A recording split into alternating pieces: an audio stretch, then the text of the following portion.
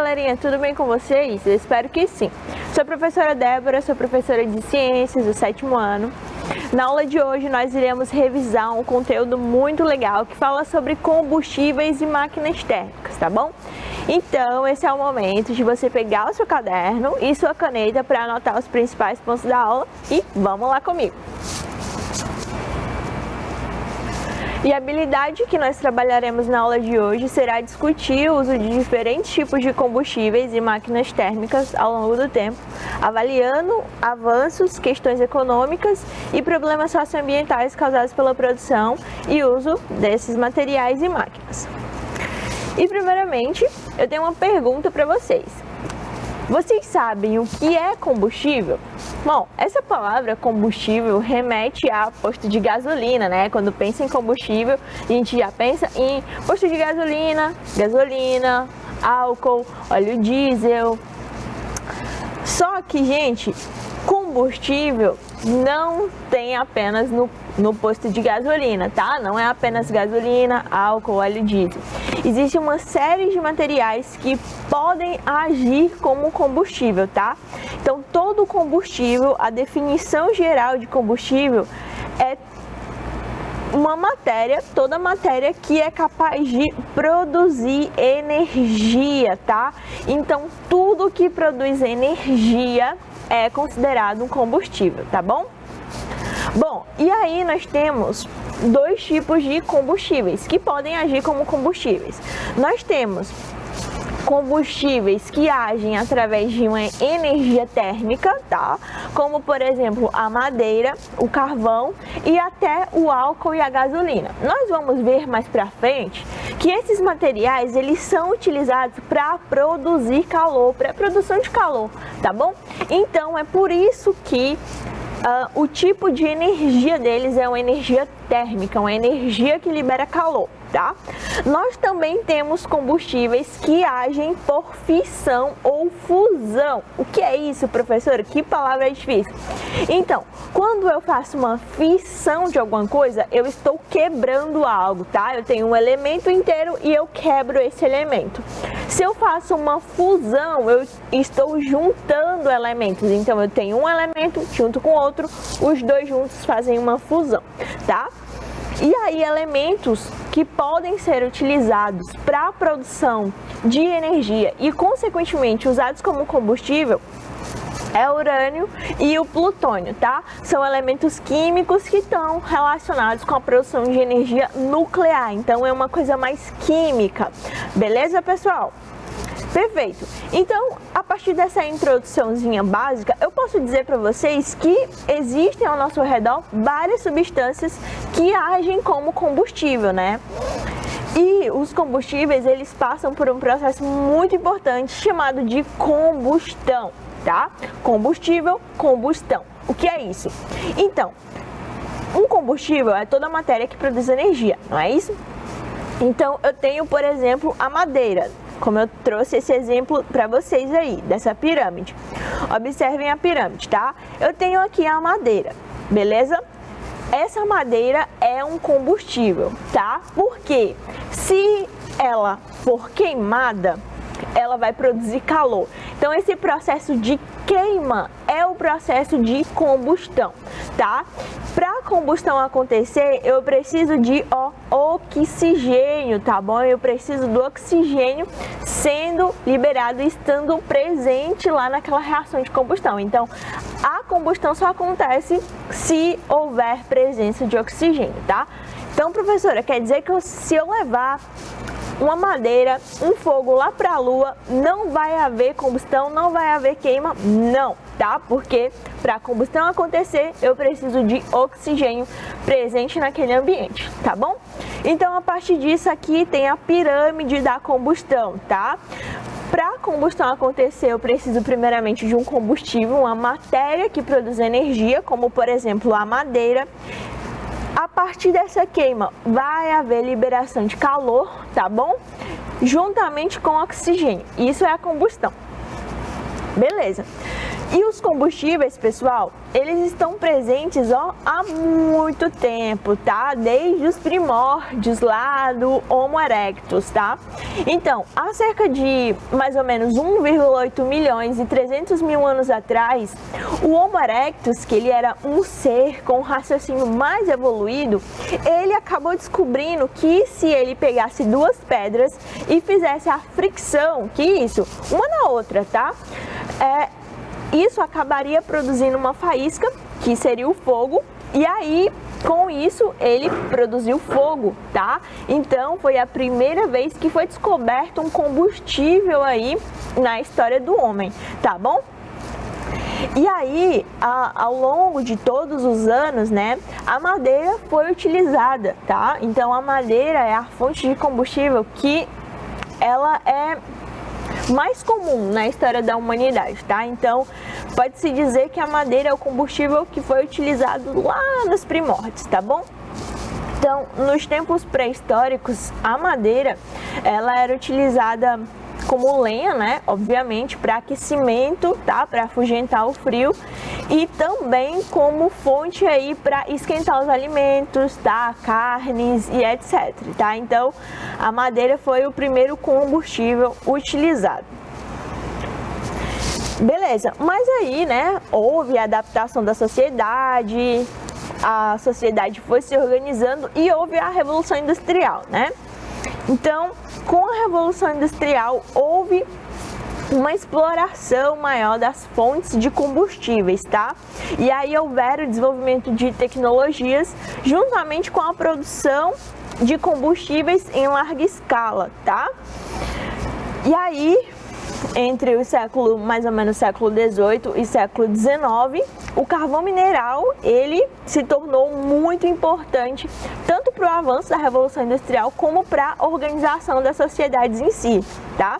E aí o funcionamento dos primeiros motores foi exatamente utilizando carvão mineral. E o que é o carvão mineral, professora? O carvão mineral, pessoal, é um composto derivado de componentes fósseis, tá? Então, o carvão mineral acabou sendo descoberto e descobriram também que ele funcionava como um ótimo combustível, tá? E aí, a partir disso, ele foi sendo utilizado em larga escala, tanto nas indústrias como para as locomotivas e assim sucessivamente, tá bom? Beleza. E aí, no século XX, né? Começaram a haver popularizações de automóveis, tá? Então começaram a surgir os primeiros automóveis. E aí, para os automóveis funcionar, precisa de combustível, né? Então demandou ainda mais uma busca ativa por mais e mais combustíveis, tá? E os combustíveis fósseis, derivados lá dos componentes fósseis, tá? Começaram a surgir outros compostos, como por exemplo a gasolina e o diesel e também o querosene, tá bom? Beleza. E aí, já no século XX, tá? Houveram crises do petróleo, porque o petróleo é um componente, é um derivado fóssil, né? E se é um derivado fóssil, significa que ele demora muito tempo para ter aquele componente, passa por um processo muito longo, tá bom?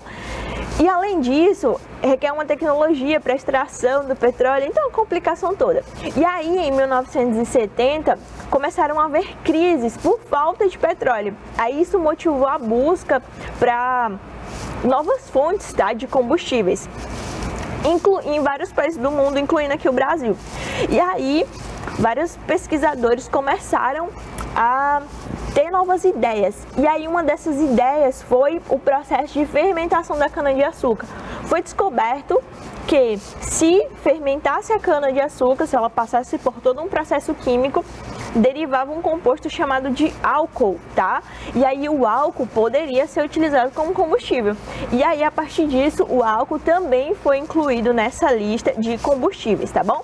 Então, nós vimos aí em toda a história dos combustíveis que o primeiro combustível utilizado lá na pré-história foi a madeira, né? Depois disso, houve a descoberta do carvão mineral na Revolução Industrial, gasolina, diesel, querosene, chegando pelo álcool, tá bom?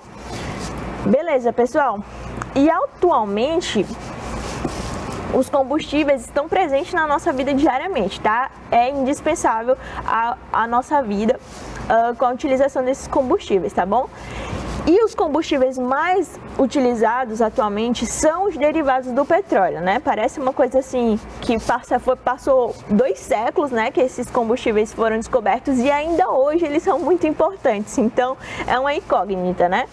Bom, beleza. E esses combustíveis, esses derivados, combustíveis que são derivados do petróleo, existem vários compostos, tá? Como por exemplo o diesel, tá? Além do diesel, a gasolina, o óleo combustível, o GLP, que é outro derivado do petróleo, que é aquele gás que a gente usa lá na nossa casa para cozinhar, tá bom?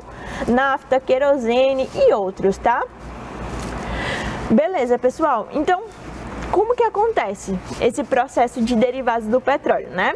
Nós já falamos anteriormente, inclusive vocês estudaram sobre isso lá no 6º ano, sobre os fósseis, né? Então, o petróleo, ele é um componente que deriva de compostos fósseis, tá bom? Então, para um componente fóssil gerar petróleo, precisa de muitos anos envolvidos aí, tá? Muito tempo mesmo. Então, ocorre aquele processo de erosão, né? Componentes biológicos acabam sendo soterrados em condições necessárias para o desenvolvimento de componentes fósseis, incluindo o petróleo. Então, leva muito tempo para o petróleo ser produzido, virar petróleo, né? E aí foi descoberto ao longo do tempo que se o petróleo fosse aquecido em diferentes escalas, como eu vou já mostrar aqui para vocês, tá? Ele podia derivar diferentes compostos, tá bom? Como que isso ocorre, professor? Então, basicamente o petróleo é extraído, vou já mostrar para vocês como o petróleo é extraído, e aí ele é colocado em uma câmara de armazenamento, como essa aqui que está sendo mostrada, tá? E essa câmara, ela é aquecida com a fornalha, tá? Então é basicamente um aquecimento aqui com muita pressão também. E aí, essa câmarazinha de armazenamento do petróleo que está sendo aquecida é acoplada a uma torre de fracionamento. Essa torre de fracionamento, ela serve para separar os componentes do petróleo, tá bom? Então, o primeiro componente que todo esse equipamento aqui gera é o gás natural, tá? Então, o primeiro componente gerado é o gás, até porque o petróleo vai acabar entrando no processo de ebulição, vai liberar gás e isso é o gás natural, tá bom? O segundo componente é a gasolina, tá? Então, preciso de uma temperatura específica para a gasolina ser gerada, tá bom? O terceiro, querosene. Depois, óleo combustível, óleo lubrificante e, por fim, eu tenho os resíduos gerados aqui de todo esse processo de fracionamento, tá? E esses resíduos, eles são utilizados para diversos fins, inclusive para a produção de asfalto. Sabe aquele negócio preto que é utilizado lá para o asfalto? É um resíduo do petróleo, desse processo de fracionamento do petróleo, tá bom? Perfeito, então esses são os derivados do petróleo, tá, pessoal? Gás natural, gasolina, querosene, diesel, parafinas, óleos lubrificantes e o asfalto. Então, lembra que eu falei para vocês que esse processo aqui demanda diferentes temperaturas? Então, eu tenho aqui a fornalha que aquece o petróleo, né? E aí existe a torre de fracionamento ou torre de destilação, como queiram chamar. Na temperatura de 20 graus Celsius, quando o petróleo é aquecido na temperatura de 20 graus Celsius, acaba sofrendo um processo de ebulição e isso libera um gás, tá? Um gás natural, um gás refinado. Esse gás é utilizado para produção de botijões de gás, tá? Sabe o gás que usa para cozinhar? Então, é desse processo aqui, tá? Dessa ebulição desse composto, tá bom? A 30 graus Celsius, o petróleo ele pode gerar um composto que é a gasolina, tá bom?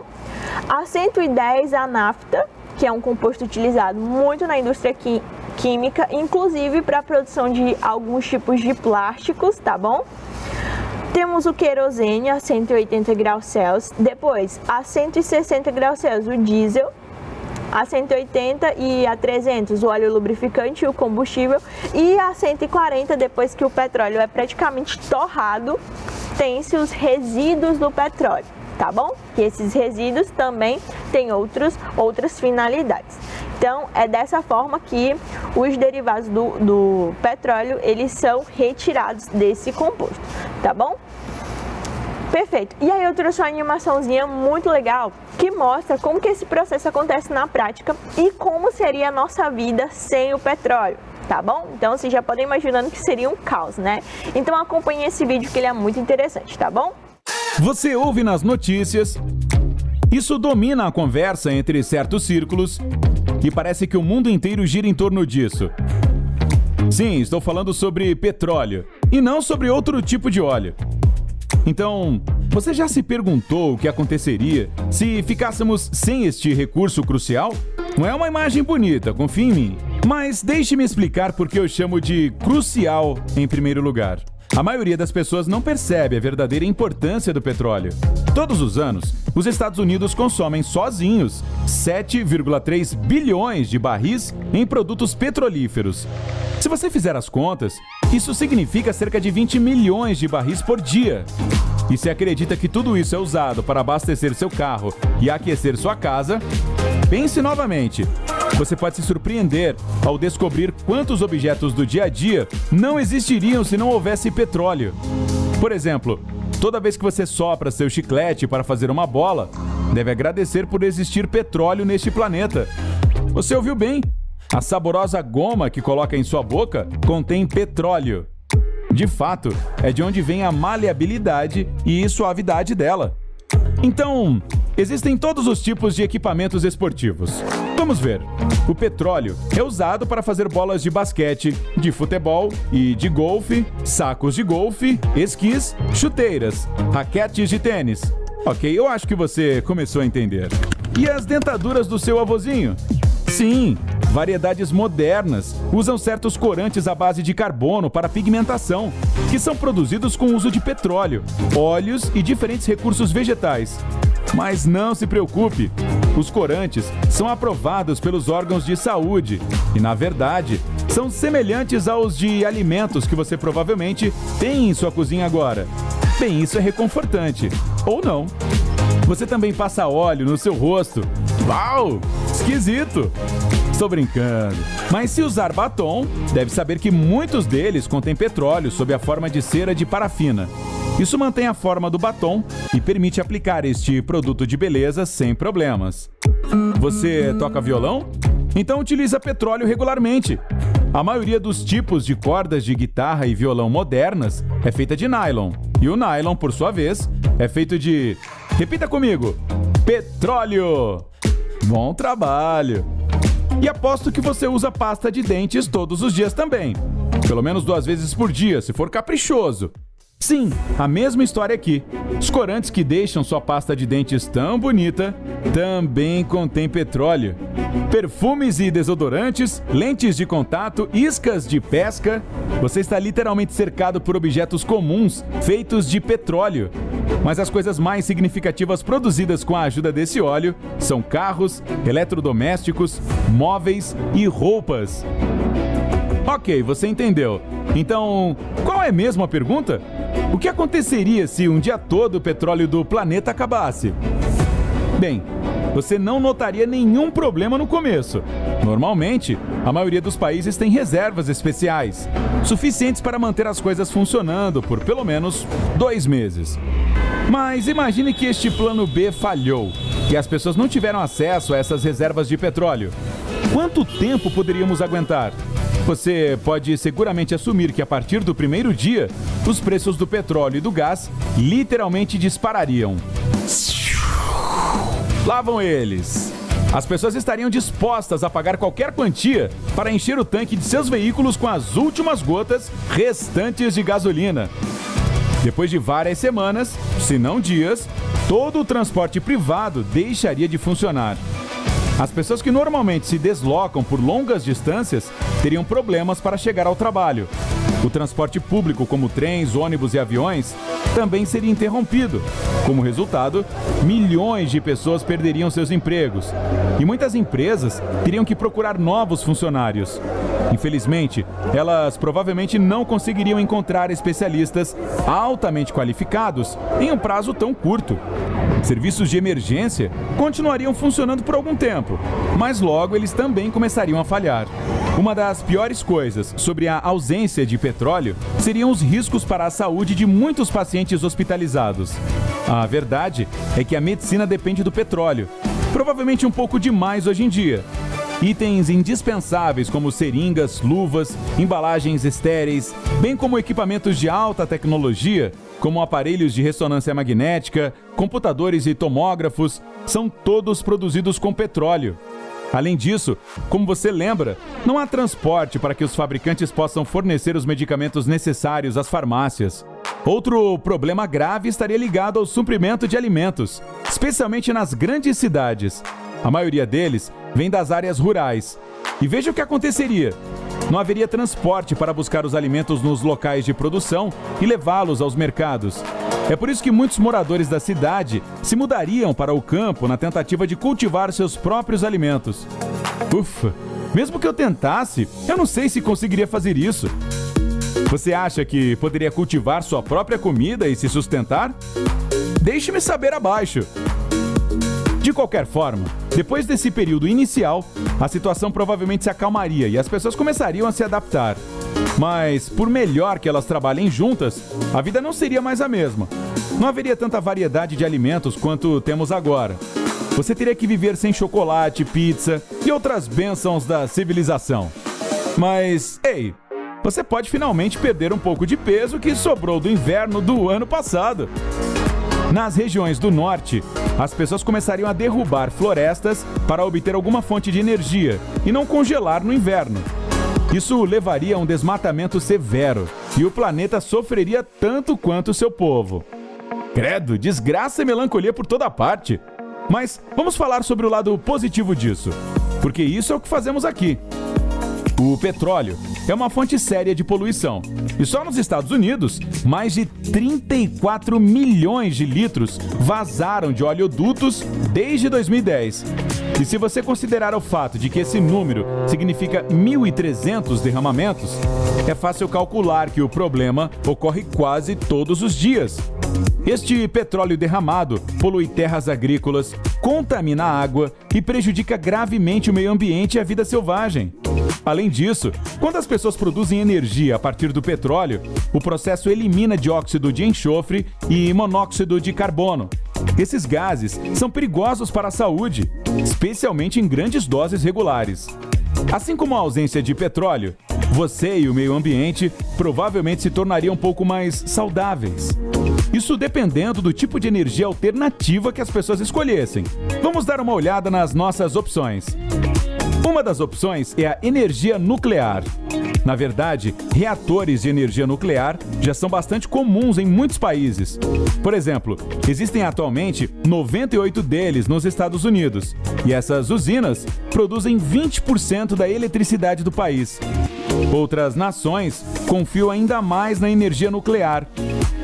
A França, por exemplo, gera 80% de sua eletricidade com a ajuda da energia nuclear. Por um lado, a própria ideia de uma central nuclear faz com que as pessoas se preocupem com sua segurança. Por outro, porém, a energia nuclear é muito mais barata e mais eficiente do que outras fontes, como a eólica, a hidrelétrica e a solar. Além disso, de acordo com a NASA, a energia nuclear é uma das menos prejudiciais ao meio ambiente. Há também a energia eólica e a solar. Os defensores do uso dessas alternativas têm certeza de que não tem nenhum efeito adverso no meio ambiente. Infelizmente, eles não estão 100% certos. Segundo o Institute for Energy Research, as usinas modernas de energia eólica e solar não podem funcionar sem um backup constante. Ele entra em ação quando o sol é coberto por nuvens ou o vento não é suficientemente forte. Essas fontes de energia de backup incluem, digamos, eletricidade proveniente da usina a carvão mais próxima. De qualquer forma, mesmo que todo o petróleo acabasse um dia, o mundo não chegaria a um ponto insuportável. As pessoas definitivamente descobririam alguma maneira de lidar com esse problema, encontrando e desenvolvendo novas fontes de energia, ou simplesmente mudando seu estilo de vida. Isso é o que a raça humana tem de melhor.